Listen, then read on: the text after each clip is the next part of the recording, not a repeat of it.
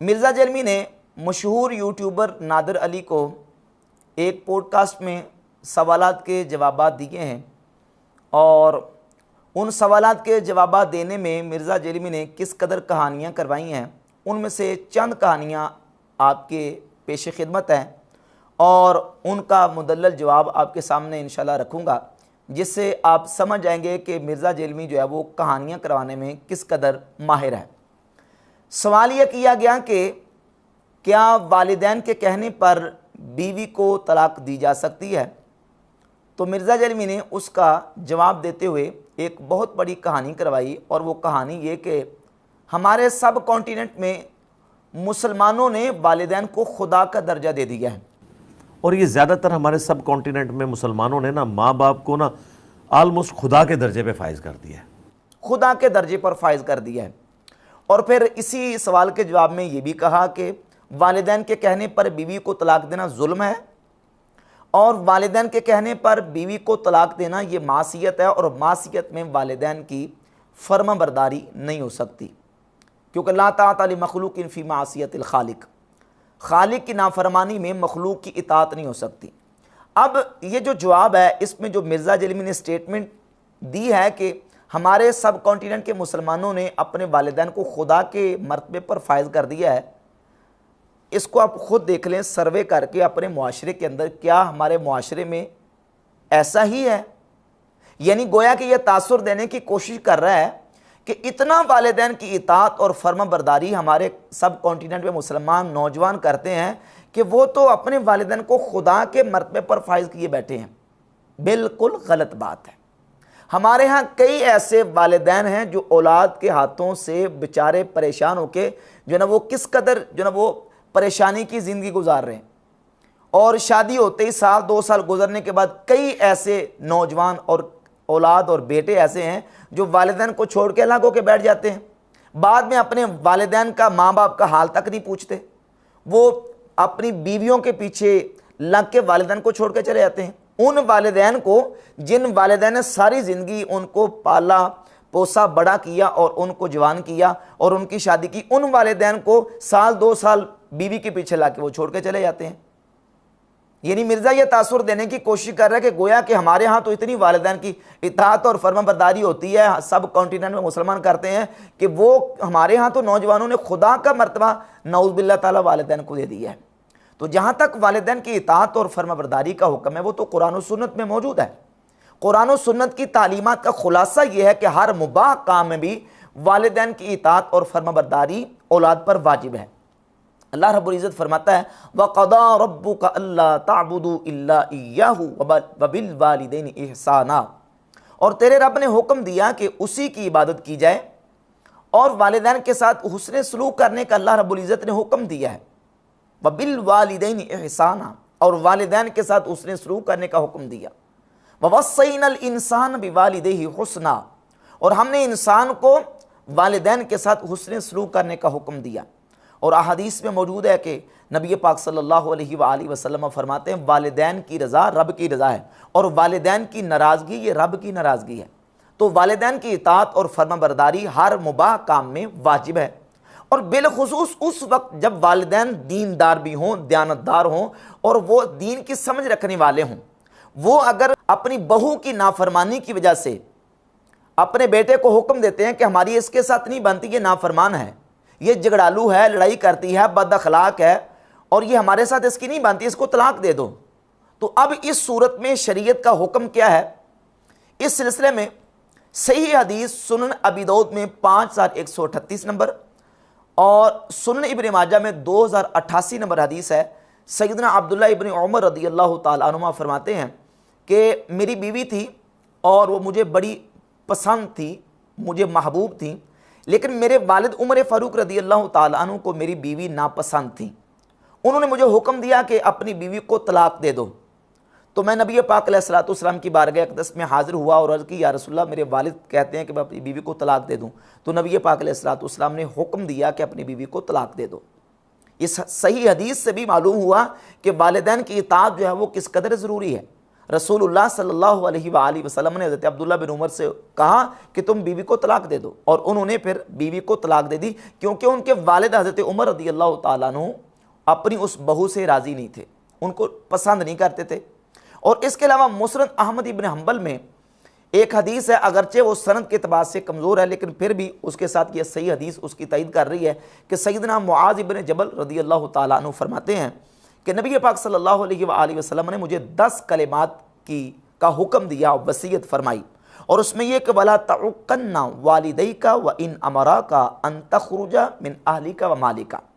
फरमाया कि तू अपने वालिदैन की तुमने नाफरमानी नहीं करनी, अगर वो तुम्हें यह कि वो तुम्हें दोनों वालिदैन हुक्म दें कि तू अपने अहल से और अपने माल से निकल जा, तो तूने अपने वालिदैन की नाफरमानी नहीं करनी। अब इस हदीस का शारही ने शरह करते हुए मतलब ये बयान किया है कि अगर वालिदैन तुझे ये भी कहें कि तू अपनी बीवी को तलाक दे दे और अपने माल को छोड़ दे, तो तब भी तूने अपने वालिदैन की इताअत और हुक्म मानना है, वालिदैन की नाफरमानी नहीं करनी। कितनी अहादीस इस पर मौजूद हैं कि वालिदैन की इताअत का और उनकी फर्माबरदारी का हुक्म दिया गया है। एक तो इसने ये कहा कि बीवी को तलाक देना जुल्म है, जबकि यह हरगिज़ बात इसकी इस मकाम पे बिल्कुल गलत है। और फिर ये इसने कहा कि वालिदैन के हुक्म पर जो ना बीवी को तलाक देना ये मासियत, और मासियत में रब की जो ना वो मासियत करके वालिदैन की जो ना वो इताअत नहीं हो सकती। ये बात ही बिल्कुल इसकी कहानी है, कुरान और सुन्नत के साथ इसका कोई ताल्लुक नहीं है। जो है ना अहले सुन्नत और अहले तशय्यो दोनों के यहाँ, सवाए हनफियों के, मालकी, शाफ़ई, हम्बली, अहले हदीस और अहले तशय्यो सब के नज़दीक ये सुन्नत है, वाजिब नहीं है।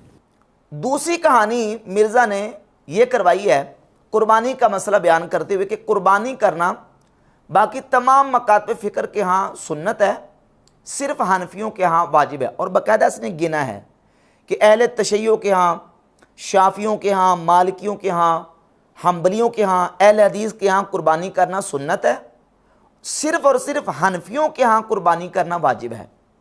अब ये जो मिर्ज़ा ने बात की है ये कितनी बड़ी कहानी है, इसका जवाब देने के लिए मैं आपके सामने इब्न तैमिया का मजमूल फतावा, उसकी जिल्द नंबर 23 सफ़ा नंबर 162 और 163 से हवाला पेश करता हूँ। इब्न तैमिया ने यह सारी बात जिक्र की और बात जिक्र करने के बाद लिखा है सफ़ा 162 पे, व अम्मल उदहियतु फल अज़हरु वुजूबुहा ऐदन, कि बाकी रह गया कुर्बानी, तो जाहिर यही है कि कुर्बानी करना वाजिब है। और सफ़ा 163 पे लिखा है वक़द खरजा वुजूबुहा कौलन फ़ी मज़हब अहमद, इमाम अहमद इब्न हंबल रहमतुल्लाह का मज़हब भी यही निकलता है कि कुर्बानी वाजिब है। वह कौल अबी हनीफ़ा था, और इमाम अबू हनीफ़ा का भी यही कौल है। वह अहदुल कौलैन फ़ी मज़हब मालिक, और इमाम मालिक रहमतुल्लाह का जो मज़हब है उसमें से एक कौल यही है। और ज़ाहिर मज़हब मालिक, या ये है कि इमाम मालिक रहमतुल्लाह का जो ज़ाहिर मज़हब है वो भी कुर्बानी के वजूब ही का है, तो कुर्बानी करना वाजिब है। इब्न तैमिया ने तहकीक करके बता दिया कि इमाम मालिक रहमतुल्लाह के नज़दीक, इमाम अहमद बिन हंबल रहमतुल्लाह का जो मौक़िफ़ है उसमें एक कौल, और इमाम आज़म अबू हनीफ़ा रहमतुल्लाह का मौक़िफ़, और इब्न तैमिया ने अपना मुख्तार भी ये बता दिया है कि कुर्बानी करना वाजिब है। और गैर मुक़ल्लिदीन वहाबियों के उलमा के बाकायदा बयानात मौजूद हैं कि जिसमें वो खुलेआम कह रहे हैं कि कुर्बानी करना वाजिब है। अगरचे सारे वहाबी नहीं मानते, लेकिन वहाबियों के उलमा भी इस बात को अब तस्लीम करना शुरू कर गए कि कुर्बानी करना साहिब इस्तिताअत पर वाजिब है, क्योंकि कुर्बानी के वजूब के वाज़ेह दलाइल मौजूद हैं। कुर्बानी करना ये इस्तिताअत रखने वाले मुसलमान पर फ़र्ज, वाजिब और ज़रूरी है। अब मिर्ज़ा जरमी ने सिर्फ चूँकि हनफियों की मुखालफत करनी होती है कि किसी तरीके से हनफियों का मौक़िफ़ जो है वो सही साबित ना हो जाए, तो अब उसको जनाब वो दलाइल को तोड़ मरोड़ के इसने पेश करने की कोशिश की है, जबकि बिहम्द ताला बिल्कुल वाज़ेह कुरान और सुन्नत से इस पर दलाइल मौजूद हैं कि कुर्बानी साहिब इस्तिताअत पर वाजिब है। सबसे पहली दलील कुरान मजीद से अल्लाह रब्बुल इज़्ज़त ने सूरह कौसर में इरशाद फरमाया फसल्लि लिरब्बिका वनहर, बस अपने रब के लिए नमाज पढ़िए और कुर्बानी कीजिए। वनहर, इन हर सीगा अमर है, और उसूल यह है कि मुतलकुल अमरी यदुल्लु अलल वुजूब इंद अदमिल करीनति सारिफा, जहां मुतलकन अमर आ जाए, हुक्म दिया जाए किसी काम का, तो मुतलकन अमर वजूब का तकाजा करता है, वजूब पे दलालत करता है, जबकि करीना सारफा मौजूद ना हो। करीना सारफा अगर मौजूद नहीं है तो मुतलकन अमर जहां आएगा वो वजूब पर दलालत करता है। और यहाँ इस आयत में सीगा अमर है। और इसके अलावा कुरान मजीद के अलावा अहादीस से तय्यबात भी कितनी मौजूद हैं जिसमें सीगा अमर मौजूद है। मसलन सही बुखारी में 5500 नंबर हदीस है, 5500। रसूलुल्लाह सल्लल्लाहु अलैहि वसल्लम ने फरमाया मन ज़बह क़ब्ल सलाती फलयज़बह मकाना उखरा, जो नमाज ईद पढ़ने से पहले कुर्बानी कर ले उसे चाहिए फलयज़बह, ये भी सीगा अमर है, उसे चाहिए कि वो उसकी जगह पे दूसरी कुर्बानी करे, दूसरा जानवर ज़बह करे। ये सीगा अमर ने बता दिया कि कुर्बानी जो है वो सिर्फ महज सुन्नत और मुस्तहब नहीं है, बल्कि कुर्बानी करना साहिब इस्तिताअत पर वाजिब है। सुनन इब्न माजा में 3123 नंबर और मुस्तदरक के हाकिम में 7727 नंबर हदीस है। इमाम हाकिम ने, इमाम ज़हाबी ने इसको सही करार दिया। मन वजद सिआतन फलम युद्दही फला यक़रबन मुसल्लाना। और दूसरी हदीस में लफ्ज़ ये है मन कान लहू सिआ, जिसके पास वुसअत हो, गुंजाइश हो, और जो वुसअत और गुंजाइश पाए यानी साहिब इस्तिताअत हो और इसके बावजूद वो कुर्बानी ना करे तो वो हमारी ईदगाह के करीब ना आए। रसूलुल्लाह सल्लल्लाहु अलैहि वसल्लम ने इस्तिताअत के बावजूद कुर्बानी ना करने वाले के बारे में ये वईद इरशाद फरमाई है कि जो इस्तिताअत के बावजूद कुर्बानी नहीं करता वो हमारी ईदगाह के करीब ना आए। सुन्ने अबी दाऊद में इमाम अबू दाऊद ने बाब कायम किया है और उसका नाम यह है कि बाबू माजा फ़ी इजाबिल अदाही, कुर्बानियों के वाजिब होने का बयान। और कुर्बानी के वाजिब होने का बयान इसके तहत हदीस लेके 2788 नंबर हदीस है कि रसूलुल्लाह सल्लल्लाहु अलैहि वसल्लम ने फरमाया या अय्युहन्नासु इन्ना अला कुल्ली अहली बैतिन फ़ी कुल्ली आमिन उदहिया व अतिया, ए लोगो हर घर वालों पर साल में एक उदहिया यानी कुर्बानी और अतीरा लाजिम है, लाजिम है उन पर कि वो ये इसको करें। अतीरा ये शुरू में रजब के महीने में एक जानवर ज़बह किया जाता था जिसको रजबी और अतीरा कहा जाता था। ये वो अतीरा बाद में इसका हुक्म मनसूख हो गया, लेकिन कुर्बानी का हुक्म उसी जगह पे बाकी है। इस हदीस से ये साबित होता है कि कुर्बानी करना आले खाना के ऊपर वाजिब है।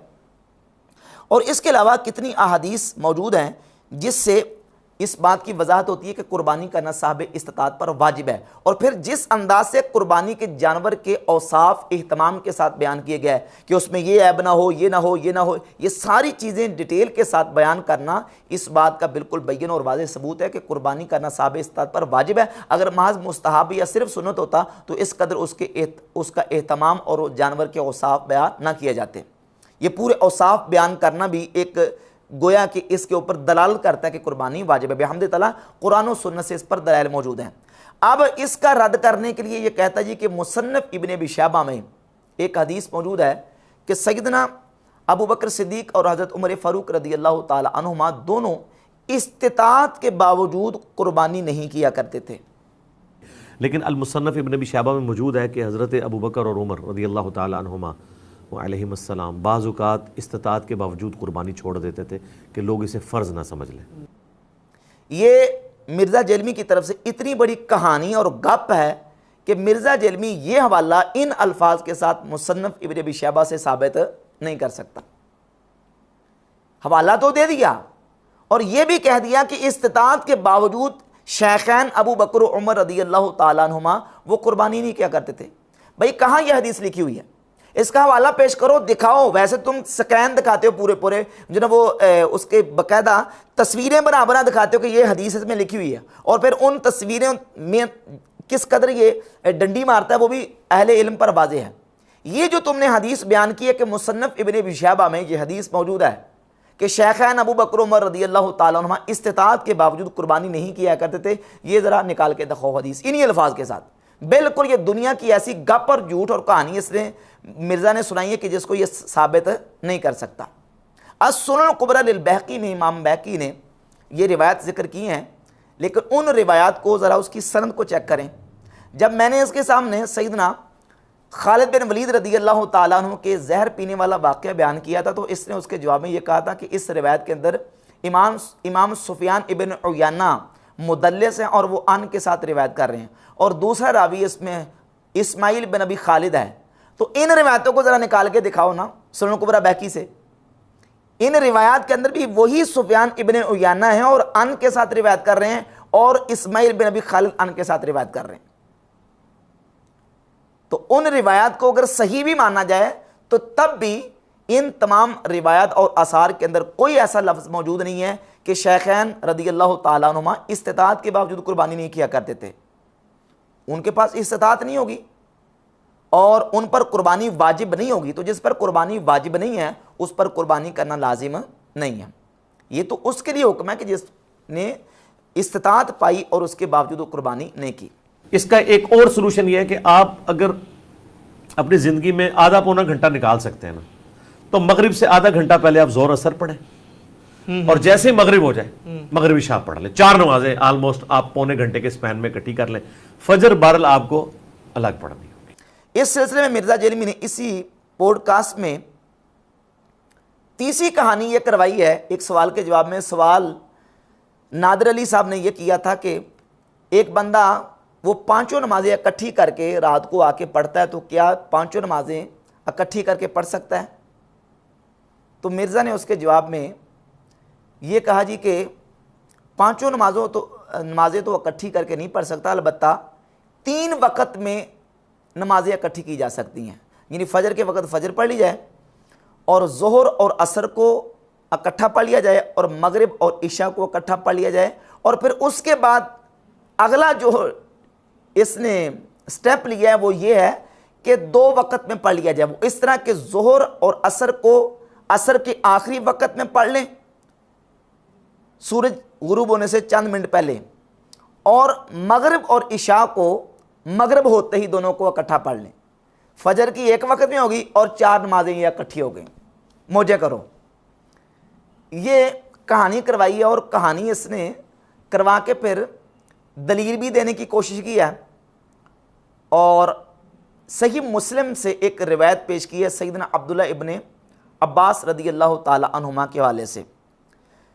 इस रिवायत के हवाले से पहले ये बात समझ लें कि जब भी कोई रिवायत आती है, हदीस आती है, तो मुहद्दिसीन और फ़ुक़हा के हदीस के अख़्ज़ो कबूल के और उसके रद्द के उसूल और ज़वाबित हैं। मुहद्दिसीन के यहाँ हदीस के सही होने के लिए 5 शर्तें हैं। हदीस की सनद मुत्तसिल हो, रावी आदिल हो, तामुज़्ज़ब्त हो, उसमें इल्लत क़ादिहा मौजूद ना हो और वो हदीस शाज़ ना हो। इमाम तिरमिज़ी भी सैयदना अब्दुल्ला इब्ने अब्बास रदियल्लाहु ताला अन्हु की हदीस को लेके आए, लेकिन हदीस को ज़िक्र करने के बावजूद वो कहते हैं कि अपनी किताबुल इल्ल में कहते हैं मेरी जामे तिरमिज़ी में कोई ऐसी हदीस नहीं है कि साहिबाने इल्म ने उस पर अमल ना किया हो सिवाय 2 हदीसों के। 2 हदीसें ऐसी हैं कि अहले इल्म ने उन अहादीस के ऊपर अमल नहीं किया। और मिर्ज़ा जलमी इस बात को अपने एक और बयान में तस्लीम कर चुका है कि अगर कोई रिवायत खबर वाहिद इजमा के ख़िलाफ़ हो, या वो रिवायत जो है मनसूख समझी जाएगी, या ये है कि वो रिवायत में रावी का वहम समझा जाएगा। ये बात तस्लीम शुदा है और ये बात मान चुका है। अब इस पर अहले सुन्नत के जो 4 फ़ुक़हा हैं, फ़ुक़हा मतबूईन, यानी इमाम अबू हनीफा, इमाम मालिक, इमाम शाफ़ी, इमाम अहमद बिन हंबल, और इसके साथ वहाबी गैर मुक़ल्लिदीन को भी मिला लें, जो रिवायत मिर्ज़ा जलमी पेश करता है कि अब्दुल्ला इब्ने अब्बास रदियल्लाहु ताला अन्हु फरमाते हैं कि नबी पाक अलैहिस्सलातु वस्सलाम ने मदीना शरीफ में बग़ैर खौफ के, बग़ैर सफ़र के और बग़ैर जो ना वो किसी और वजह के 2 नमाज़ों को जमा किया है। इस हदीस को ज़ाहिर पर रख कर सिवाय अहले तशय्युअ के अहले सुन्नत कहलाने वाला कोई तबका भी अमल नहीं करता। ना इमाम शाफ़ी रहमतुल्लाह, ना इमाम मालिक, ना इमाम अहमद बिन हंबल, ना इमाम अबू हनीफा रहमतुल्लाह, और ना गैर मुक़ल्लिदीन वहाबी इस पर इस हदीस को इसके ज़ाहिर पर रख के अमल करते हैं। और इमाम तिरमिज़ी ने बता दिया, वो फरमाते हैं कि मेरी इस किताब के अंदर हर हदीस काबिल अमल है और उलमा के हर तबके ने किसी न किसी हदीस के ऊपर अमल किया है सिवाय 2 हदीसों के। उनमें से एक हदीस सैयदना अब्दुल्ला इब्ने अब्बास रदियल्लाहु ताला अन्हुमा की ये हदीस है कि नबी अलैहिस्सलातु वस्सलाम ने बगैर किसी वजह के 2 नमाज़ों को जमा किया। कहते हैं कि ये मालूल है और इसकी इल्लत इमाम तिरमिज़ी रहमतुल्लाह अलैह ने जामे तिरमिज़ी में बयान फरमा दी। और फिर इसी हदीस को बयान करने वाले खुद रावियों को सुन लेना, इसी हदीस को सही बुखारी से निकाल लें। 1174 नंबर हदीस अब्दुल्ला इब्ने अब्बास, ये सही बुखारी में मौजूद है और उसमें रिवायत में मौजूद है अबू शासा जाबिर बिन ज़ैद अब्दुल्ला इब्ने अब्बास के शागिर्द, वो खुद कहते हैं कि इस हदीस में जो कहा गया कि 2 नमाज़ों को नबी अलैहिस्सलातु वस्सलाम ने जमा किया है बगैर सफ़र के, बगैर खौफ के, कहते हैं कि इससे मुराद ये है कि नबी अलैहिस्सलातु वस्सलाम ने जमा सूरी किया है, यानी ज़ुहर को मौखर किया है और असर को मुअज्जल किया है, मगरिब को मौखर किया है और इशा को मुअज्जल किया है, यानी वो जमा सूरी थी, जमा हकीकी नहीं थी। हकीकत तो दो नमाजों को बगैर उज़्र के जमा करना ये अहले सुन्नत कहलाने वाले कम अज़ कम जो उलमा हैं उनके नज़दीक ये जायज़ नहीं है। तो इस खबर और इस रिवायत के ऊपर उम्मत के किसी अहले इल्म तबके ने अमल नहीं किया। और फिर जाबिर बिन ज़ैद अबू शासा जो अब्दुल्लाह बिन अब्बास के शागिर्द हैं, सही बुखारी में 1174 नंबर हदीस और सही मुस्लिम में भी ये हदीस जहाँ आई है वहाँ जाबिर बिन ज़ैद के कमेंट्स मौजूद हैं कि ये मेरा ख्याल ये है कि इसमें ज़ोहर को मुअख्खर किया गया और असर को मुअज्जल किया गया, यानी जमा सूरी की गई, जमा हकीकी नहीं की गई। और सैयदना अब्दुल्लाह इब्न अब्बास रदी अल्लाह ताला अन्हुमा से सुनन निसाई में इमाम निसाई रहमतुल्लाह अलैह इस हदीस को लेके हैं, हदीस नंबर 586 और दूसरे नुस्खे के मुताबिक 590 नंबर हदीस है, जिसमें खुद अब्दुल्लाह इब्न अब्बास रदी अल्लाह ताला अन्हु फरमाते हैं कि नबी पाक अलैहिस्सलातु वस्सलाम ने मदीना शरीफ में दो नमाजों को जमा किया है और उसमें बाकायदा अब्दुल्लाह बिन अब्बास कहते हैं कि इस तरह जमा किया कि ज़ोहर को मुअख्खर किया और असर को मुअज्जल किया, मगरिब को मुअख्खर किया और इशा को मुअज्जल किया, यानी जमा सूरी। और फिर अब्दुल्लाह इब्न उमर रदी अल्लाह ताला अन्हुमा से सुन्ने अबी दाऊद में 1212 नंबर हदीस है। और इसके अलावा सुन्ने निसाई में हदीस मौजूद है कि अब्दुल्लाह इब्न उमर रदी अल्लाह ताला अन्हु भी सफ़र में, बिलखुसूस सफ़र में उन्होंने दो नमाज़ों को जमा सूरी के तौर पर जमा किया है, यानी मगरिब को उसके आखिरी वक़्त में अदा किया और जब शफ़क़ बिल्कुल गायब होगी यानी मगरिब पढ़ के इंतज़ार किया और इंतज़ार करने के बाद जब शफ़क़ बिल्कुल गायब होगी तो फिर आपने इशा की नमाज़ को अदा किया। तो बेहम्द ताला इन दलाइल से ही साबित होता है कि या तो यह है कि अब्दुल्लाह इब्न अब्बास रदी अल्लाह ताला अन्हुमा की उस हदीस का मतलब ये है कि हुज़ूर अलैहिस्सलातु वस्सलाम ने जमा सूरी की है। और इमाम मालिक मुअत्ता में इस हदीस को लेके तो कहते हैं कि मेरा ख्याल ये है कि ये बारिश के मौके पर किया गया। सही बुखारी में 543 नंबर हदीस है, अयूब सख्तियानी बहुत बड़े मुहद्दिस हैं, वो कहते हैं कि मेरा ख्याल भी ये है कि ये बारिश के मौके पर किया गया। और ये उसूल है साहिबुल बैत अदरा बिमा फीह, घर वाला ज़्यादा जानता कि उसके घर में क्या है। राविल हदीस अदरा बिमरवीह मिन गैरिही, हदीस का रावी अपनी मरवी को ज़्यादा बेहतर समझता है कि वो क्या बयान कर रहा है और इसका मतलब क्या है। तो इस हदीस के रावी अब्दुल्लाह इब्न अब्बास, जाबिर बिन ज़ैद अबू शासा, अमर बिन दिनार, वो खुद ये बयान कर रहे हैं कि इससे मुराद ये है कि या तो बारिश के मौके पर जमा किया गया दोनों नमाज़ों को, या ये है कि जमा सूरी के तौर पर जमा किया गया है। हदीस के अगर ज़ाहिर को रखें कि बगैर बारिश के, बगैर खौफ के, बगैर सफ़र के दो नमाज़ों को हकीकतन जमा करने की बात, तो ये उम्मत के कम अज़ कम अहले सुन्नत कहलाने वाले किसी तबके का मौक़िफ़ नहीं है। लेकिन मिर्ज़ा ने चूँकि कहानी सुनानी थी और वो कहानी करवा गया सिर्फ शिया को राज़ी करने के लिए और लोगों के लिए बेजा आसानियाँ और बेजा रुखसतें पैदा करते हुए, ताकि लोग मेरी तरफ उनकी अट्रैक्शन हो और दिलचस्पी, लोग कहें कि यार ये बंदा ठीक है, ये लोगों के लिए आसानी पैदा करता है। फिर इसी गुफ्तगू में मिर्ज़ा ने, अच्छा इसके साथ एक और हदीस मैं आपके सामने रख दूं, सुनन निसाई में 3007 और दूसरे नुस्खे के मुताबिक 3013 और सही बुखारी में 1682 नंबर हदीस है। सैयदना अब्दुल्लाह इब्न मसऊद रदी अल्लाह ताला अन्हु फरमाते हैं कि नबी पाक सल्लल्लाहु ताला अलैहि व आलिहि वसल्लम ने सिवाय हज के दो नमाज़ों को किसी मकाम पर जमा नहीं किया, यानी हकीकत दो नमाज़ें नबी पाक अलैहिस्सलातु वस्सलाम ने सिर्फ हज के मौके पर जमा की हैं, इसके अलावा हकीकत दो नमाज़ें जमा नहीं की। हाँ, बाकी सफ़र के मौके पर अगर दो नमाज़ें जमा की गई हैं तो उससे मुराद जमा सूरी है, जमा हकीकी नहीं है। इसमें एक और चीज़ मैं ऐड कर दूँ, वो इसके साथ एक समझ ले कॉम्प्लीमेंट्री है कि सिर्फ फ़र्ज़ पढ़ लें वो काफ़ी है। जो बिजी हैं, जैसे डॉक्टर, बिजी नहीं, आम बंदा भी पढ़ सकता है।